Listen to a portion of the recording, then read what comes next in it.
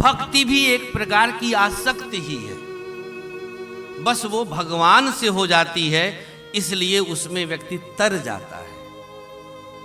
आज जो भाव माँ पुत्र के रूप में, पिता पुत्र के रूप में, मित्र के रूप में उद्धव देख रहे हैं, उन दो भावों को, पिता और माता के साथ वाला, वही अभी कुछ समय पहले उद्धव पुत्र के रूप में भी नारायण के पास महसूस करके आए हैं। अब देखिए, एक ब्रह्मज्ञानी तत्ववेत्ता, लेकिन प्रेम के आगे कुछ नहीं।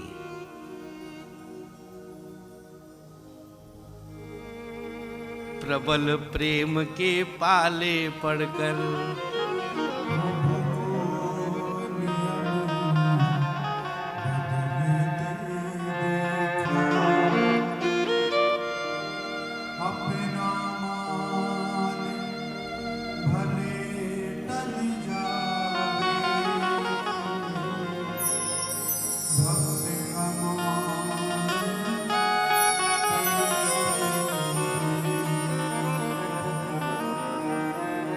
मैया के प्रश्नों की झड़ियां खत्म ही नहीं हो रही हैं। एक प्रश्न खत्म होता है तो दूसरा प्रश्न आ जाता है।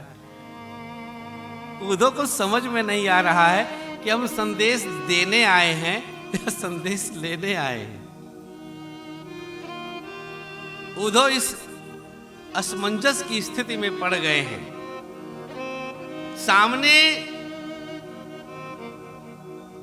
भगवान की मैया है,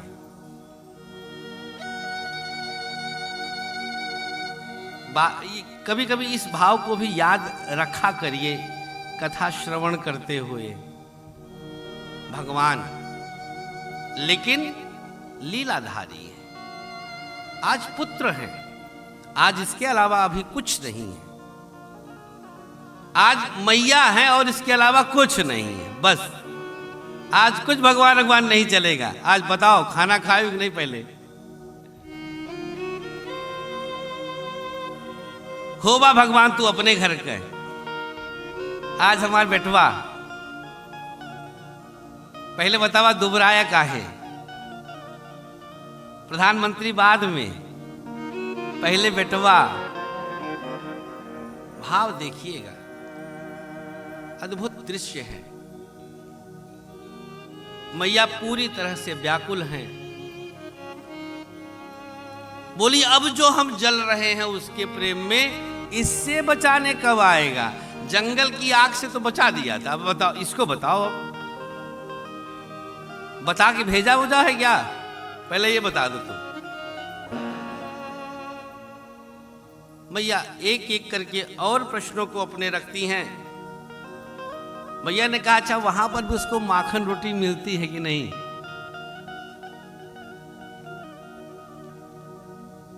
बड़ी चिंता थी। पता, बस केवल माखन रोटी से उसका पेट भरता है। भाव देखिएगा मां का,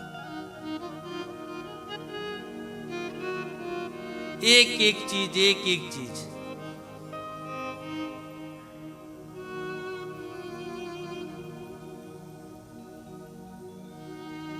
अच्छा, इसको और कोई समझ भी नहीं सकता है जब तक उस हृदय को नहीं प्राप्त कर लेगा। माता वाला हृदय, तभी समझ सकेगा।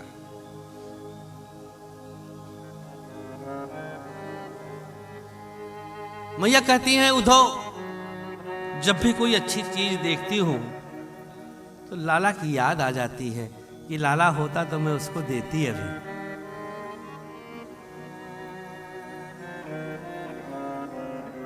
हर वो छोटी छोटी चीज जो लाला के यादों से जुड़ी है, आज भी मुझे अंदर से तोड़ जाती है।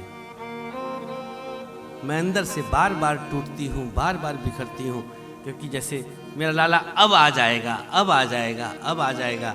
और उधर 2 ही दिन का तो कह के गया था, अब तक भी नहीं आया है। सोचो कैसे हम रह रहे होंगे।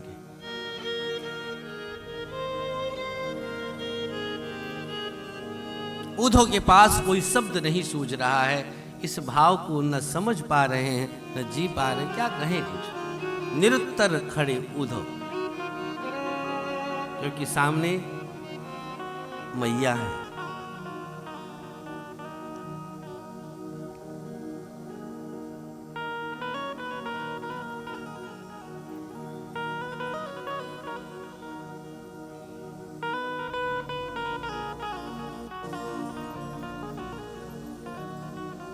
उद्धव, और क्या बोलूं मैं, इतने सालों की बातें, इतने सालों की यादें, जब से लाला गया है बस सिर्फ उसकी राह देखते हुए हम सब जी रहे हैं।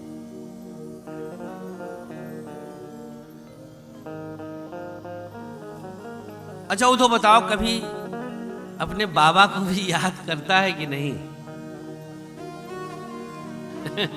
अब याद आ रही है कि बाबा को भी याद करता है।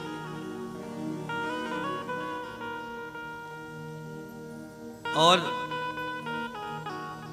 अब देखिए, अब यहां भाव देखिएगा कि वही सारी चीजें जो ठाकुर जी ने उद्धव को कह के भेजा है, वही सारी चीजें यहां पर उद्धव को सुनने में आ रही हैं। वही भाव है, वही रस है, वही करुणा है, वही वात्सल्य है, सब कुछ वही है।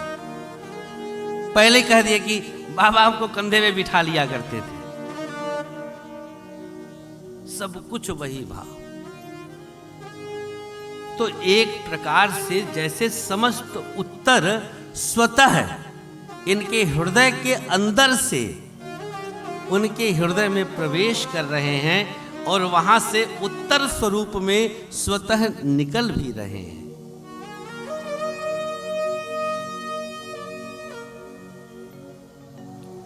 अब देखिए, मां का अभी एक और एंगल शेष था। अब उलाहने भी शुरू कर देती हैं मैया यशोदा। हाँ हाँ, क्यों याद करेगा, अब तो राजा बन गया है, बड़कवा मनई बन गया, अब तो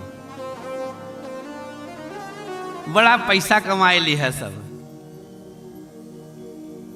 अब मैया उलाहने भी दे रही है कि तो मथुरा पहुंच गया, अब मैया के हाथ की माखन रोटी को क्यों याद करेगा, जब वहां पर दासियों के हाथ से 56 भोग प्राप्त कर रहा होगा। यह भाव भी इनके मन को अब आ रहा है।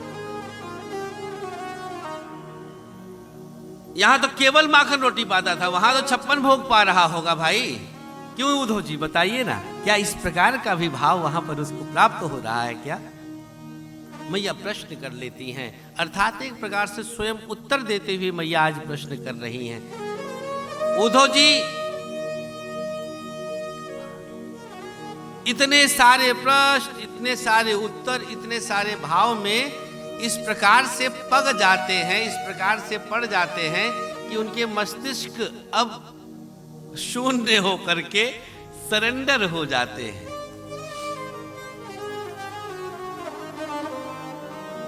पूरी तरह से उनको लगता है कि हाँ, यही सब कुछ है,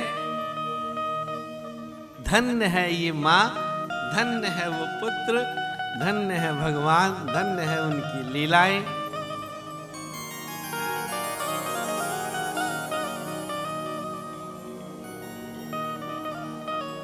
लेकिन समझाने आए हैं तो अब कुछ समझाएंगे ही भाई, तत्ववेत्ता है, ब्रह्मज्ञानी है।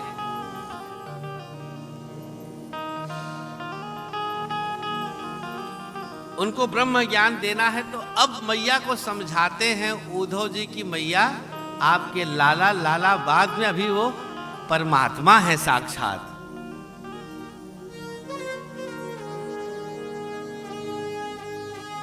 परब्रह्म परमात्मा है, वो जगत पिता है, ऐसा उद्धव जी मां को समझाते हैं। कण कण में बसने वाले परमात्मा हैं, वो आपके पुत्र कैसे हो सकते हैं? अब मैया इस प्रकार की वार्ता सुन करके कहती, अच्छा यही आंगन में घूमते थे, टहलते थे, ओखली में बांध दिए थे हम, कह रहे बढ़ के परमात्मा है वो। ये क्या बात होती है? ये रस्सी बांध करके ओखली में बांध दिए थे हम, पालना में ही आंगन में पड़े रहते थे, मटकी तोड़े डंडा ले लेकर के। कहे कैसे परमात्मा भैया, हम कैसे मान ले परमात्मा है वो? भैया बड़ी तेज डांटती हैं आज उद्धव को। इसी प्रकार की चर्चा करते हुए, हाल चाल लेते देते पूरी रात्रि बीत जाती है। आज मैया बाबा भी थोड़े से हल्के महसूस कर रहे हैं। संदेशा आ चुका है। इधर प्रातःकाल गोपियां देखती हैं कि भैया वही रथ आया हुआ है जिस रथ से अक्रूर जी आकर के लेकर गए थे बाबा को और कान्हा को, दाऊ को। उनको लगा पक्का कान्हा आ गया होगा, ऐसा भाव लेकर के गोपियां भागी भागी आज आ जाती हैं नंद बाबा के घर पर। अब गोपियों की मुलाकात उद्धव से होती है। बड़ा सुंदर सा भाव यहां पर आता है जब उद्धव ने अपना परिचय दिया और कहा कि हम यहां देखिए कि भाई उद्धव आए हैं, बोले हम मित्र हैं, आप लोगों के लिए पत्र लाए हैं कान्हा का, पाती लेकर आए हैं, संदेश लेकर आए हैं। गोपियां इससे भी संतोष कर ले रही हैं। एक बड़ा सुंदर सा भाव आता है। कोई छीन पाती, कोई छीने नहीं पाती पाती, जब छीने नहीं पाती तो पाती कहाँ पाती।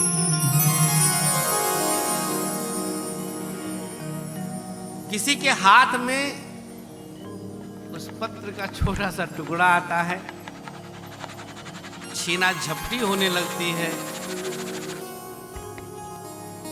कोई पाती पाती, कोई छाती से लगाती, टुकड़ा छोटा सा,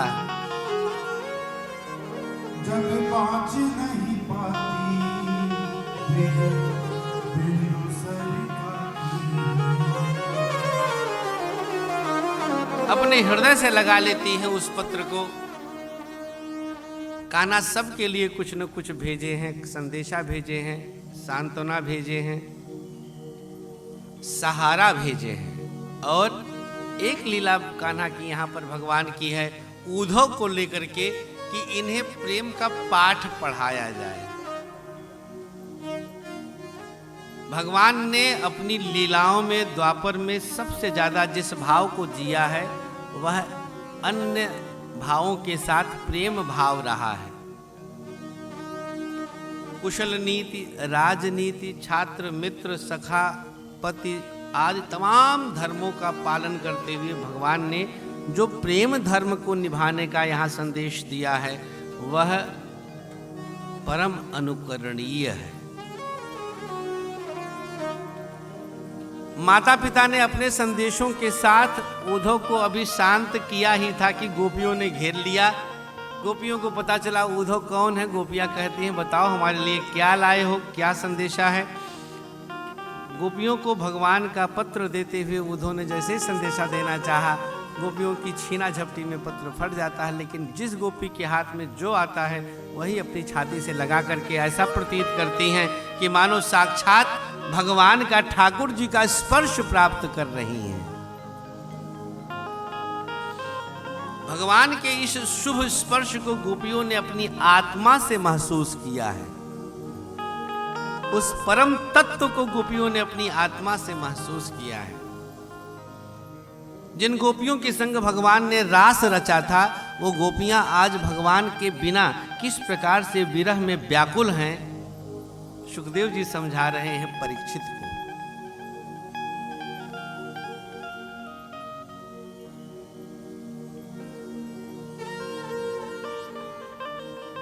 गोपियों को समझाते हैं जब उद्धव कि परम तत्व से प्रेम किया जाए, जिस प्रकार से हम परमात्मा को प्राप्त करने के लिए करते हैं, तो ही इस जीव का उद्धार होता है। उद्धव जी के पास ब्रह्म ज्ञान ही था, जिसे वो आज गोपियों को समझाते हुए बताते हैं।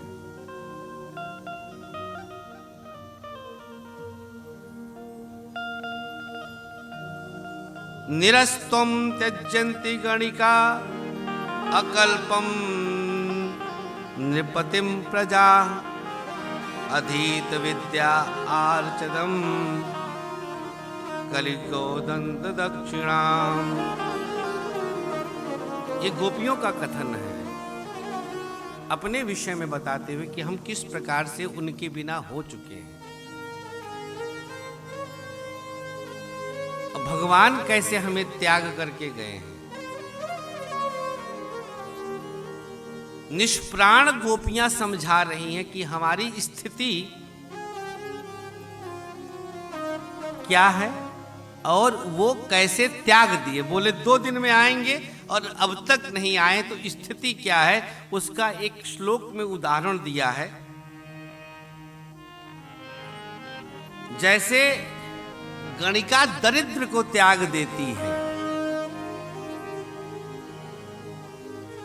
निर्त्वम गणिका, जैसे गणिका दरिद्र को त्याग देती है, प्रजा असमर्थ राजा को त्याग देती है। कोई राजा असमर्थ हो जाए तो प्रजा उसको छोड़ देती है। शिष्य विद्या प्राप्ति के बाद आचार्य को छोड़ देता है। ब्राह्मण दक्षिणा के बाद जैसे यजमान को छोड़ देता है। पक्षी फल न रहने वाले वृक्ष को छोड़ देता है, और हिरण आग लगने पर जैसे जंगल को छोड़ देता है, ऐसे ही जैसे भगवान हम लोग को छोड़कर चले गए हैं।